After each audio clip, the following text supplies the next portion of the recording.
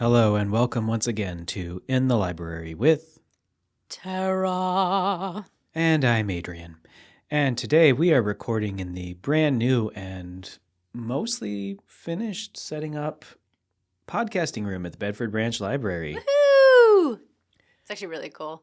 I don't know if any of the noise will be audible, but the mics are now on boom stands and We fancy, but I'm also vaguely concerned that there's going to be random spring sounds. Well, you shouldn't be moving your mic around. I can't help it. I'm twitchy. Well, twitch your hands, not the mic. Can't do it. Can't do it.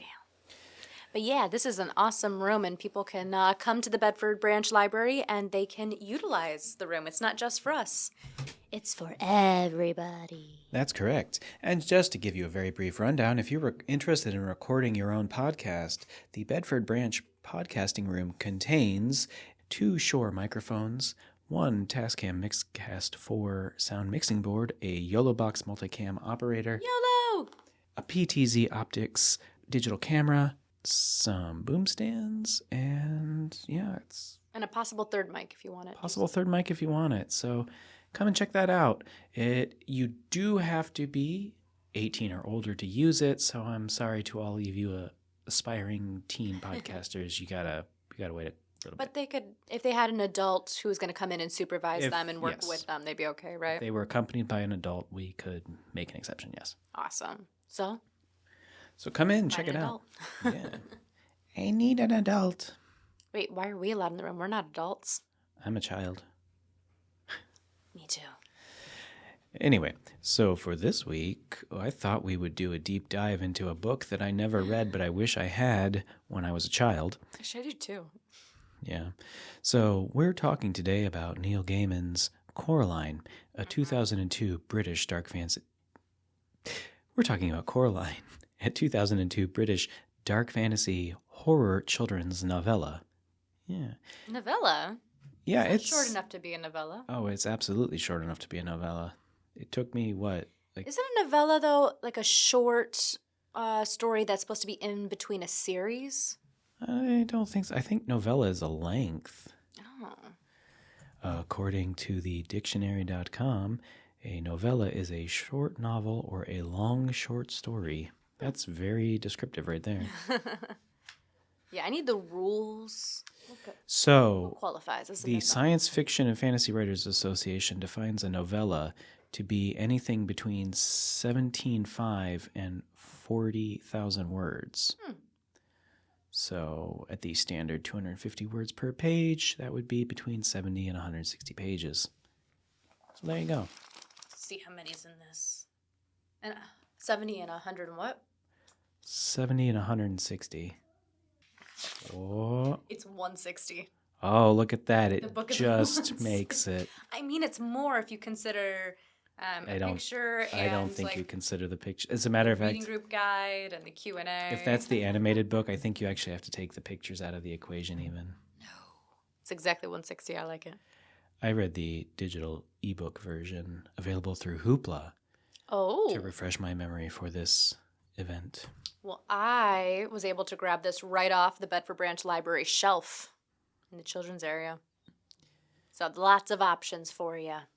I believe when I was looking, there's also a copy available at the Ellis branch. But of course, as ever, if you have an item that you wish that's not at your branch, you can submit a request and we will send it to the appropriate branch for you. Yep. I do that daily. So the plot of Coraline, roughly, is that Coraline Jones, or Carolyn, as she's sometimes known. Someone whose name gets messed up all the time, I understand her frustration.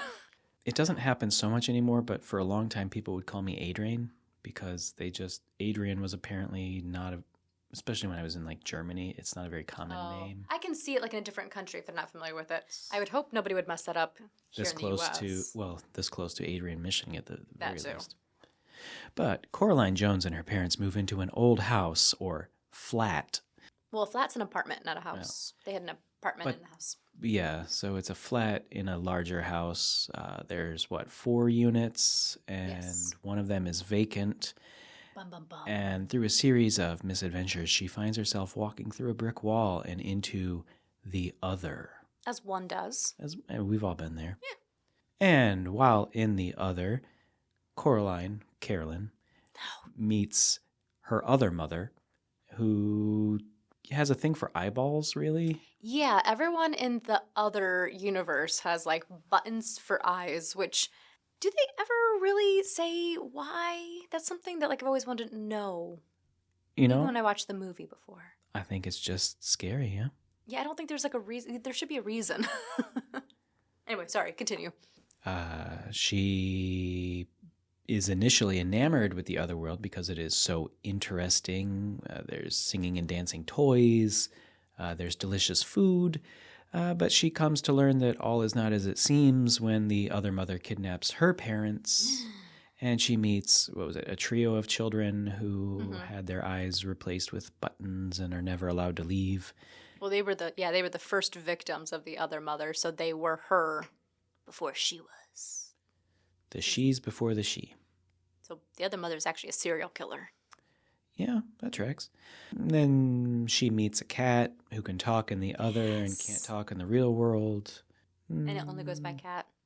It doesn't have a name. Cats don't need names. Cats don't need names. But ultimately, she has to challenge the other mother to a contest for the fates of herself, her parents, and the other children. And if you wish to know how it ends, do be sure to check out Coraline by Neil Gaiman. There is also an animated film that came out in 2009. Which is set in Michigan for whatever reason, because this is a British novel, but it's set in Michigan. I think Pontiac. I think it had something to do with him moving to the States. So they just sort of... because I just assumed that we took it and did what we wanted with it. I mean, that's always possible, yeah. Honestly, besides that, the movie actually follows the story very closely. There's only little things that are adjusted. I was a little disappointed that in the books, like in the movie, the door that she goes through is like this tiny square door that is just like it's little and it's random. And we do have them in quite a few of our houses. Like they're like access ways to attics, but it's just something creepy about that. She had to like crawl through. And then in the novel, it was like a big bricked up door, which nothing wrong with that. But I do think that the movie made it a little creepier and a little bit more accessible because more people are likely to have the tiny attic doors than a giant random bricked off. Tiny attic doors. Do you have any tiny attic doors? I do not, but our coworker Gina does. Her daughter was obsessed with Coraline while she was growing up, so they call it the Coraline door. Which, I don't really want anything in my house named or themed after a horror story. I don't know why not. I know, it does seem very on brand for me, but nah. So, do be sure to check out both the book and the movie. And I thought there were rumors they were making another, updated Coraline. Do you know if that's happening? Oh, I have not heard that, and I hope not. The other movie isn't that old, and I don't know why we have to just keep remaking things. I think that we have a big problem with that in the film industry nowadays. Producers don't want to put money into new ideas, so we just keep getting remakes and sequels and spin-offs. The rare few times that we have something brand new that comes out, even if I don't like the theme, I'm just thrilled that we're doing something. Well, I would just like to correct myself. Apparently, last year they came out with an remastered 3D version of the original film. Oh, okay. It's not a remake. They just remastered and re-released it. See, that I can support. So, yeah, and they might have done it for an anniversary, right? 15th anniversry. 15th, yeah. Wow. That's right, because the original came out in 2002, then the movie came out, and we are old. Why'd I get put in that? I didn't say nothing. This is the kind of book I wish I'd had when I was a kid. Same. When I was a kid, I read a lot of Goosebumps, Scary Stories to Tell in the Dark. But realistically, there weren't a whole ton of juvenile horror books. It was coming into existence as sort of a genre, but did you have a favorite children's horror book when you were young? Well, I loved the Goosebumps series. I could be wrong. I've always thought of that as kind of like the beginning of children's horror. Like I feel like if he wasn't the first, he was definitely one of the first. Again, I could be completely wrong. Yeah, so I loved the Goosebumps books, and I agree. I wish I would have read this growing up because I would have loved it. And I think if you have kids who like scarier stuff, first of all, it's not like terrifying. They're not going to go to bed with nightmares. There is some creepier stuff. I would say this is creepier than a Goosebump story, and it'd be kind of nice you could read this together and then watch the film. Yeah. I think it's always interesting too, comparing like, because when you're writing or reading a horror book for adults, there's a lot less that's sort of off the table. And so I think a lot of times authors have a difficult time like, okay, I want to write a book. I want it to be scary, but I want it to be for kids. And so it's always that hard line of, okay, what can I put in a children's scary book? And with the kids' book, you always have to have a lesson. So you have to throw that in the mix as well, which I think they did a good job with. I think Neil did a good job with it in this story. I remember she was talking to the other mother. Oh, no, she was talking to the creepy old guy in the attic, and he was saying, if you stay here, you can have everything you wanted. Like, you'll never be bored, you'll never be unhappy, everything that you could possibly want. And she's like, well, I can't have everything I want. I don't want everything I want whenever I want it. I was like, otherwise it's not as special. Which I don't think that she was a snotty enough kid in the beginning to like make that shift. It felt a little forced, but it's a good message. That's fair. Aside from Goosebumps, did you have any favorite scary books? I did read a couple Michigan Chillers. I met the author back when I was like 7 when I was at a dance competition. He randomly was like in the same hotel, like signing books. So I got a book and I got it signed by him. And I just really liked those because they were based in Michigan. So it was fun, and it was like. So I had a book that I loved. It was not a Goosebumps. It was called Ghost Bus. Okay. It was a Scholastic Fair book that I got in like late 90s. And I loved this book. I remember very little about it aside from like these kids were late and they got on the wrong bus and it was a ghost bus. Ooh. And if anyone listening out there has a copy of this book, I really want to read it again to see how it holds up after all these years, because I'm sure that if I read it now, it's going to be awful. Well, it probably would hold a lot of nostalgia for you. So you wouldn't think it was as bad even if it was, just because you remember stuff as you're reading it. Make it even worse. Be like, why did younger me like this? Younger me was an idiot. Oh, you know what books I loved growing up? Scary stories to tell in the dark. That was a big one. I loved those. There was a series of books. It wasn't exactly for children, but it was aimed at slightly younger readers, like I guess it was like before the birth of the modern YA genre. My English teacher, when I was all through middle school, she had these. They were tiny, like literally the books were like 5 inches by 5 inches. And they were squares, and they were all only about 100 pages long. Like, they were real small. But they all were about a scary subject, and I loved those. I'm very intrigued. I have no idea what you're talking about. I wish I knew more details about them, because I would totally put, like, a picture or something up here. But there's no way I'm going to find them. Actually, for older readers, kind of in that same genre, it's kind of like an introductory into young adult stories. I remember this. I randomly found this author here at the Bedford Branch Library. Her name's Joan Lowry Nixon. I randomly found one of her books on the shelf, and I just became obsessed. And I think I owned like almost every book that she wrote. And I don't remember all of them. I think I still have them all at home, though. But I remember there was one story about a girl who gets kidnapped. And she's gone for days, and she ends up, like, getting away from the kidnapper or whatever, and then she goes back home, and nobody believes that she was actually kidnapped. Her parents think she made it up. And then she was dealing with that. I think there was one about like the occult and... The kidnapping of Christina Lattimore? Maybe. She spots the masked man in the dark, lonely parking lot, but too late. Grabbed and drugged, Christina is kidnapped and held for ransom. When her family pays, she thinks her ordeal is over. But then she realizes that her family thinks she planned the kidnapping. Yeah. How will Christina prove her innocence? Boom, boom, boom. So this author has like a whole bunch of like older junior books that... She's the author of more than 100 books, yes. Okay, then I certainly didn't have all her books. I probably had like 12 to 20 of them. Highly recommend. I haven't read them in so long, but I should reread them. I wonder if they are available in Mel. Should we look that up real quick? We should. Are they not available at the Bedford branch? Because that's originally how I started reading them. Joan Lowry Nixon. I will look that up too. But then again, you already did say that we're really old, and it's true. This was a while ago, so... We're old. I don't know how else to say that. Yeah, so... Listeners, if you're listening out there, we're very old, and we apologize. And actually, the books were kind of old when I was reading them too, so they're ancient now.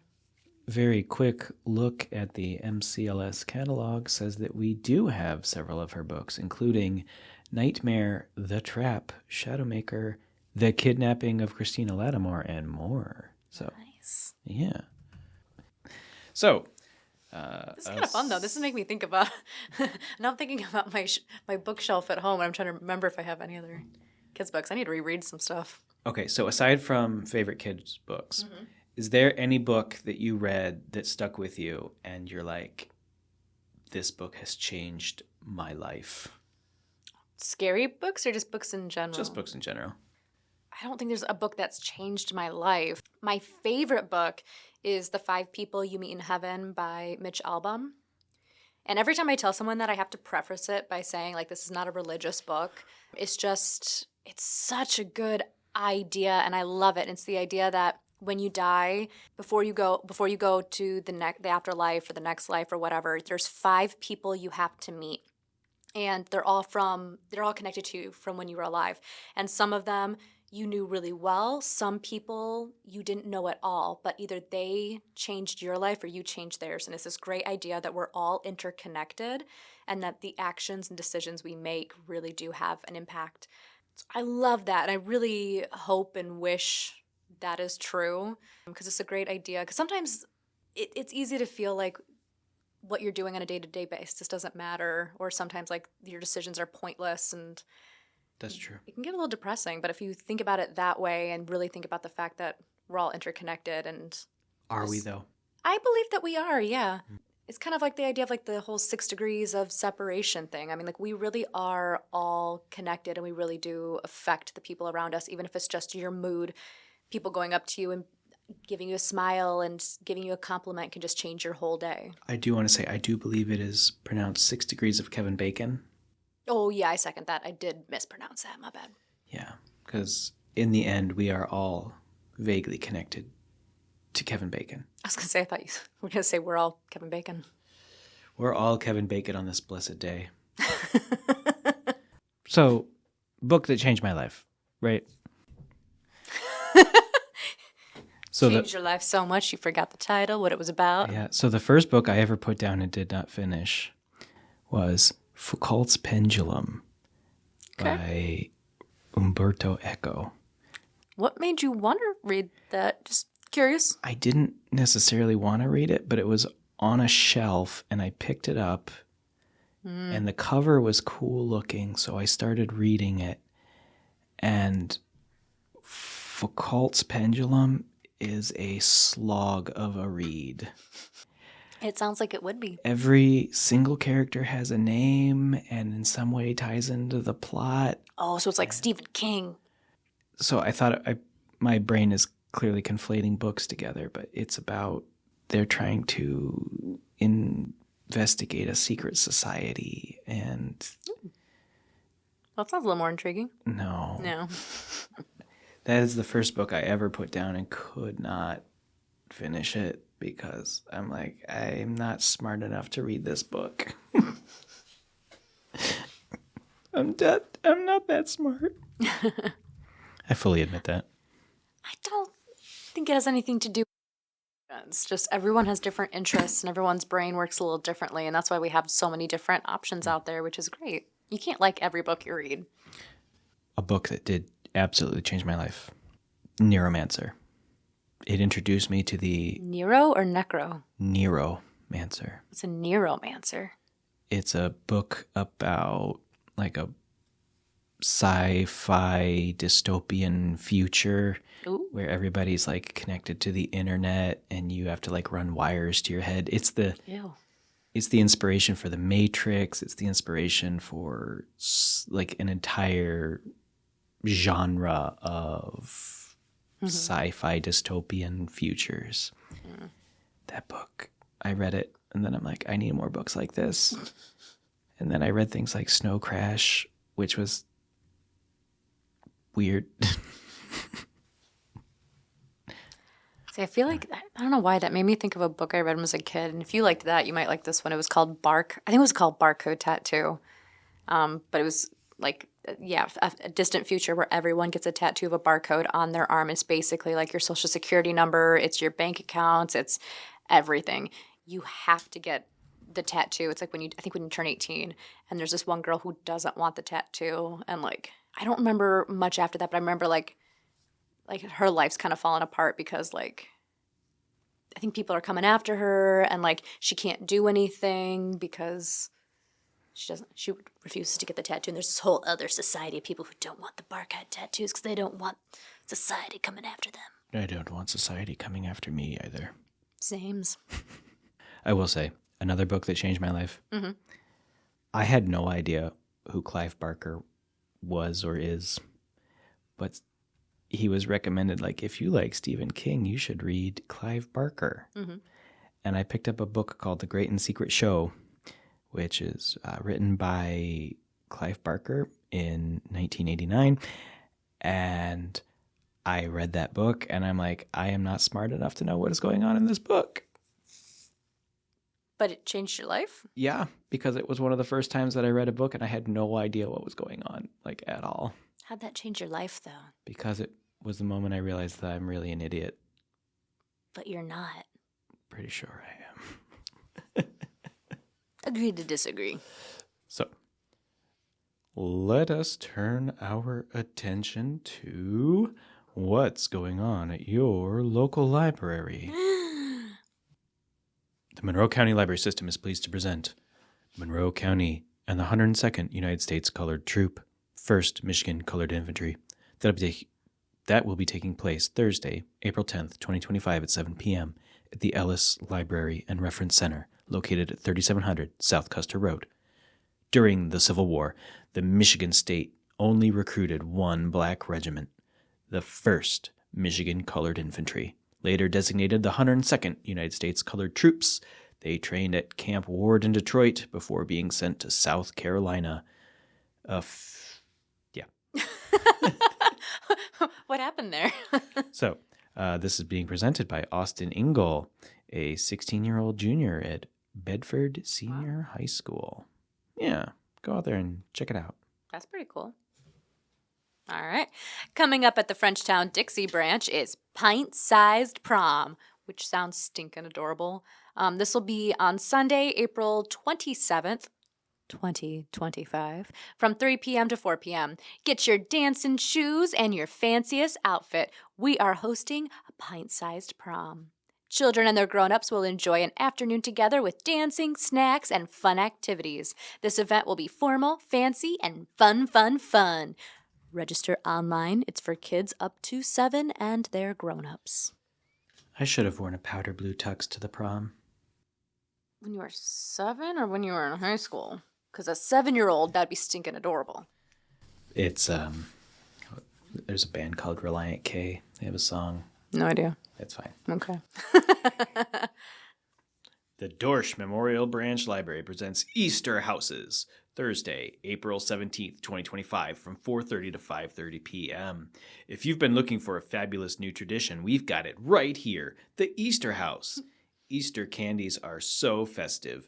They're perfect for decorating these fun houses, and your child will love it. All supplies will be provided. Cool. Coming up at the Bedford Branch Library is our local author event. So we did have a couple episodes on this. We talked about Trisha Frey's Sheldon's Journey in River Love. We also had Kim Meyer on here doing adventures on Artery Alley. It's pronounced artery. Artery, huh? I haven't gotten enough sleep lately. Also at the event will be Richard Taylor for the Hobbs Chronicles and Stacy Hicks for Trip to the Aquarium. Please join us to celebrate Michigan authors. Each of their books will be showcased there. The authors will be talking about how they came to be an author. So come on out on Sunday, April 13th at 2 p.m. at the Bedford Branch Library. Wait, serious question. How is Hobbs spelled? Hobbes. Okay. That is Hobbes, right? Yeah, no. So Hobbes, with that spelling, is the philosopher, and the tiger from Calvin and Hobbes is named after the philosopher. But for a second, my brain went to Hobbs, Hobs, which is a small like household. It's sort of where that came from. It's a small little household creature that would work in farms and stuff back in mythology. So hobgoblin. Yes. No, this is about a cat that travels through time and affects history. A cat that travels through time. Mm-hmm. I can travel through time, but only in one direction. I'm a time traveler, guys. You just gave me a whole new perspective on life. I was really waiting for you to start singing a One Direction song, and now I'm deeply disappointed. The only songs come ahead is Story of My Life Takes Me Home. What song are you thinking of? I really don't know. I said... I wasn't a One Direction girly. See how you are? I don't get obsessed with like a band. So, like I know like music from different artists and bands, but like I don't... Were you a One Direction girly? They were after my time. Didn't answer the question. I think we've talked about this. So I was team all of them. NSYNC, Backstreet Boys, 98 Degrees, Dream Street. But you have to have a favorite. Well, I had a secret favorite, and it was NSYNC because their stuff was more danceable. Perfectly logical reason. I like it. Coming up at the Bedford Branch Library, movies around the world. The second Wednesday of every month at 1 p.m. That means that this coming April 9th, we'll be showing Out of Africa. Yeah. Yeah. Coming up at the Dorsch Memorial Branch Library is Earth Day DIY Seed Bombs. This is on Tuesday, April 22nd at 10 a.m. Earth Day is a great time to kickstart planting. We'll be making DIY seed bombs, an eco-friendly way to throw flowers, and they make wonderful gifts too. This is a hands-on project for children. They may get a little messy, so please dress accordingly. This is a really cool idea where like you basically make this little seed pouch, and then when you go places, you can kind of just like... Can I throw it at people? Only people who you know and who won't come after you. So no. Would you come after me? Yes. That's not the answer I was really hoping for. I don't want you throwing a seed bomb at me. Have you ever seen the movie Blade Runner? No. Of course not. Sorry. To those of you out there who've seen Blade Runner, you probably know what she should have answered, and that's fine. What should I have answered? No, but someone will. No, I fight my own battles. That's fair. So, do you have any more over there? Yeah, I have one more. Oh. You should have one more too. No, I don't. We both had 4. No. I've read mine. Oh, I didn't read this one. I told you. I wadded it up and I didn't even read it. How the Cookie Crumbled, the Great Cookie Mix-Up. April 21st, 2025 at 4:30 p.m. Did you know that the chocolate chip cookie might have been an accident? After reading How the Cookie Crumbled, kids will get to mix up cookie dough and make their own happy accidents with creative mix-ins. Register online. Erie Branch Library, April 21st, 2025, 4:30 p.m. You made such a cute thing sound so creepy. I try. Beyond the Veil, unveiling intuition, mediumship, psychic insights, and signs from the other side. I knew you were going to say that. Well, because it's on the flyer. Wasn't really that hard. Anyway, this will be on Monday, April 28th at 6 p.m. This will be at the Bedford Branch Library. This isn't an event for adults, but come on out to this enlightened lecture, delve into the profound realms of intuition, mediumship, and psychic abilities, and the signs that bridge the gap between this world and the afterlife. So this is going to be a presentation by Christy Robinette. She is a spiritual healer, soul connectress, and best-selling author who spent her life helping others bridge the gap between the psychic and spiritual worlds. Again, this is at the Bedford Branch Library on Monday, April 28th. I knew you were going to say that, though. Yeah, again, it's on the flyer, man. That's true. Wait, hold on. I'm going to pull up some Zenner cards real quick. See if you could tell. I'll put them on the screen so that people can tell if she's getting them right or wrong. And I might put up the wrong ones. Is this like the Ghostbusters thing? Am I going to get zapped if I get it wrong? Exactly. Okay. Okay. So we are... Star. No. Okay. Next. Wait, what's happening? You gotta guess the next card. Is it shapes? Yeah, that was square, but that's fine. Wait, what are my options? Circle plus river, square, and star. Circle. No, that was river. River. That was my second choice. Okay, ready? Here we go. One more. Ready? Okay. What's a shape? Fantastic. Triangle. That wasn't even an option. See, this was my plot the whole time. I knew what was on the computer. I just can't give away my psychic abilities. This went about as well as it could be expected. Rude. And we would like to thank you all for tuning in. And if you are watching us on YouTube, please be sure to hit that like button. Be sure to subscribe and hit the ring bell for notifications when we upload new content. And if they're listening on Spotify? They can listen on Spotify? They can listen on Spotify. And how would they do that? They would go to Spotify, they'd look up Monroe County Library System, and we'd pop right up. You can follow us on there. You can like the individual episodes. Please do that. It'll help us with the algorithm. We'd appreciate you. We'll give you a free hug if you do. No. She may give you a free hug. I'm going to pass. I'll give a free hug to anyone who follows us on Spotify. And this has been In the Library with Tara! And I remain Adrian. Thank you for listening.